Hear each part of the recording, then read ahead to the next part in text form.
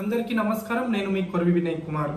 Sikkim, Arunachal Pradesh assembly ఎన్నికల ఫలితాల అనంతరం ఈశాన్య భారతదేశంలో బీజేపీ తిరుగులేని శక్తిగా ఎదిగిందా అన్న ప్రశ్న ఉత్పన్నమవుతుంది.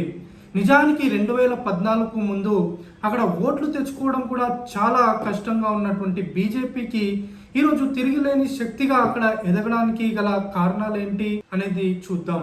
2014లో కేంద్రంలో అధికారంలో వచ్చినటువంటి బీజేపీ చాలా సీరియస్ ఎఫర్ట్స్ పెట్టి ఈశాన్య భారతంలోని అన్ని రాష్ట్రాల్లో స్పెషల్ ఫోకస్ పెట్టి అక్కడ తమ ఓటింగ్ పర్సంటేజ్ను పెంచుకోవడంతో పాటు సీట్లను కూడా గెలుచుకోవడం మొదలుపెట్టింది.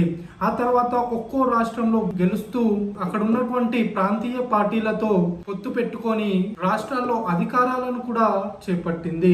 అయితే కేవలం ఒక్కసారి గెలిస్తేనే గగనం అనుకునే ఈశాన్య భారతదేశంలో తిరిగి మళ్ళీ అక్కడ అధికారాన్ని చేజిక్కించుకుంటూ వస్తుంది భారతీయ జనతా పార్టీ. తాజాగా సిక్కిం, అరుణాచల్ ప్రదేశ్ ఎన్నికల ఫలితాలను చూస్తే అదే మనకు అర్థమవుతుంది. 2019లో సిక్కిం క్రాంతికారి మోర్చాతో పొత్తు పెట్టుకున్నటువంటి బీజేపీ 2019లో సిక్కిం క్రాంతికారి మోర్చా 17 సీట్లు సాధించడంతో అక్కడ కొత్త ప్రభుత్వాన్ని ఏర్పాటు చేసింది.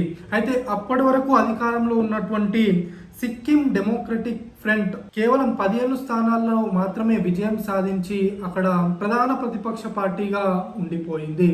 అయితే ఈసారి జరిగినటువంటి అసెంబ్లీ ఎన్నికల్లో సిక్కిం క్రాంతికారి మోర్చా దాదాపు 32 స్థానాల్లో పోటీ చేసి 31 స్థానాలను గెలుచుకుంది. కేవలం ఒకే ఒక్క స్థానానికి పరిమితమైంది సిక్కిం డెమోక్రటిక్ ఫ్రంట్. అయితే సిక్కిం క్రాంతికారి మోర్చాకు అధ్యక్షుడిగా ఉండి ప్రస్తుతం 5 సంవత్సరాల పాటు ముఖ్యమంత్రిగా పనిచేసినటువంటి ప్రేమ్ సింగ్ తమాంగ్ ఈసారి 2 చోట్ల పోటీ చేసి 2 చోట్ల కూడా విజయం సాధించారు.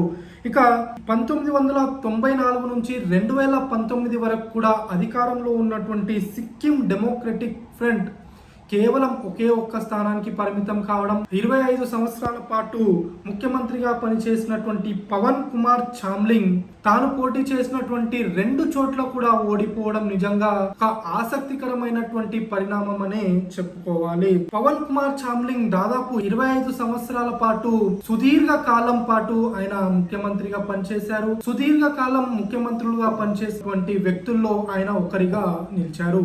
అలాంటి వ్యక్తి ఈసారి 2 చోట్ల పోటీ చేసి ఓడిపోవడం నిజంగా దేశం మొత్తాన్ని కూడా ఆకర్షిస్తుందనే చెప్పుకోవాలి. అయితే ఈ సిక్కిం డెమోక్రటిక్ ఫ్రంట్ కేవలం ఒకే ఒక్క స్థానంలో విజయం సాధించింది. షారీ అసెంబ్లీ నియోజకవర్గంలో పోటీ చేసినటువంటి టెంజింగ్ నార్చు లంతా సిక్కిం క్రాంతికారి మోర్చా అభ్యర్థి అయినటువంటి కుంగా నిమ్మా లేప్చపై స్వల్ప మెజార్టీతో విజయం సాధించారు. అయితే సిక్కింలో ఈసారి అసెంబ్లీ ఎన్నికలు completely Sikkim Krantikari Morcha clean sweep చేసిందనే చెప్పుకోవాలి. అంతేకాకుండా తిరిగి ప్రేమ్ సింగ్ తమాంగ్ మరోసారి ముఖ్యమంత్రిగా ప్రమాణ స్వీకారం చేయనున్నారు. సిక్కింలో ఒక్క పార్లమెంట్ నియోజకవర్గం ఉంది. గత 2019 ఎన్నికల్లో సిక్కిం క్రాంతికారి మోర్చా అక్కడ విజయం సాధించింది. ఈసారి మళ్ళీ అక్కడి నుంచి సిక్కిం క్రాంతికారి మోర్చా ఎన్డీఏ పక్షంగా ఉంటూ పోటీ చేస్తుంది. పోయినసారి విజయం సాధించినటువంటి ఇంద్ర అంగ్ సుబ్బానే ఈసారి కూడా మరోసారి అక్కడి నుంచి పోటీ చేస్తున్నారు. ఇప్పుడున్నటువంటి అసెంబ్లీ ట్రెండ్స్ ని బట్టి చూస్తే ఈ సీట్ ను సునాయాసంగా సిక్కిం క్రాంతి మోర్చా విజయం సాధించే అవకాశాలు కనబడుతున్నాయి.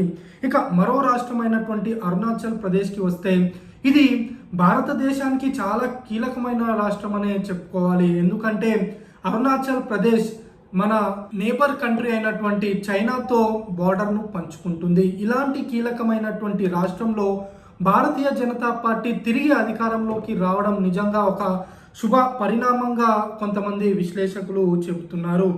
అయితే అరుణాచల్ ప్రదేశ్లో 2016 నుంచి కూడా బీజేపీ అధికారంలో ఉంది. మొన్న జరిగినటువంటి 2019 ఎన్నికల్లో తిరిగి అధికారంలోకి వచ్చింది.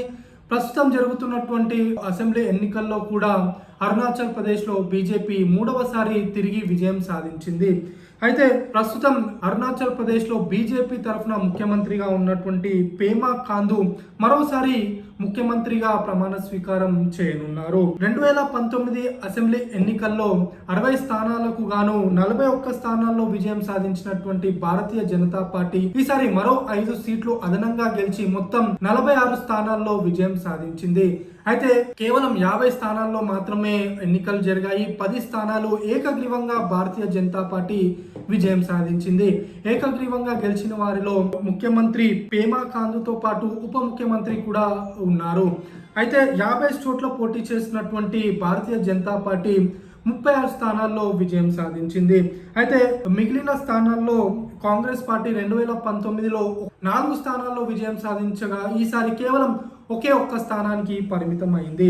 భారతీయ జనతా పార్టీ మిత్రపక్షంగా ఉన్నటువంటి నేషనల్ పీపుల్స్ పార్టీ 2019లో 5 స్థానాలు గెలుచుకోగా ఈసారి తిరిగి 5 స్థానాలను నిలబెట్టుకుంది.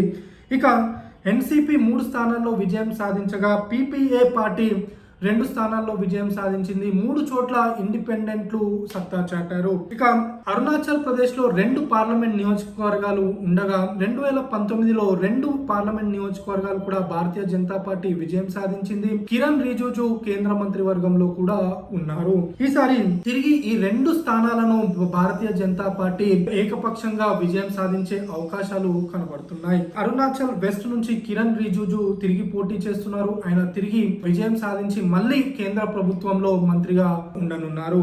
ఇక అరుణాచల్ ఈస్ట్ పార్లమెంట్ నియోజకవర్గానికి వస్తే ఈసారి 2019లో అక్కడి నుంచి విజయం సాధించినటువంటి తపీర్ గౌ తిరిగి పోటీ చేస్తున్నారు.